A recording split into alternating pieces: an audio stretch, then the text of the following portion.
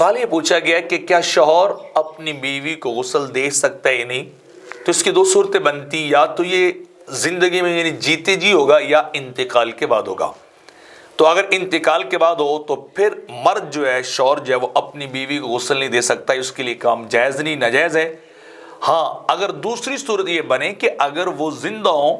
تو پھر جو ہے وہ مرد جو ہے وہ اپنی بیوی کو غسل دے سکتا ہے، اسے جو ہے وہ نہلا سکتا ہے، کیونکہ فتاوی شامی کے اندر یمنع زوجہ من غسلها ومسها لا من النظر الیہ علی الاصح، کہ وہ کیا ہو کہ اس کو غسل دینے سے، مس کرنے سے اس کو روکا جائے گا، لیکن دیکھنا اس کے لیے جائز ہی نہیں، اس کو وہ ٹچ نہیں کر سکتا، مرنے کے بعد اس کو غسل نہیں جو ہے وہ دے سکتا کسی صورت بھی، لیکن اگر اس کو جو چہرہ جو ہے وہ دیکھنا چاہے تو وہ دے سکتا ہے۔ یہ مطلب ہے، اسی طرح ہی فقہاء نے جو وہ اس بات کو نقل کیا۔ تو دو چیزیں زندگی میں جائز ہے اور زندگی کے بعد یعنی مرنے کے بعد عورت کے لیے یہ چیز ناجائز ہے کہ وہ اس کا میاں اس کو غسل دے، یعنی مرد کے لیے یہ چیز جو ہے وہ ناجائز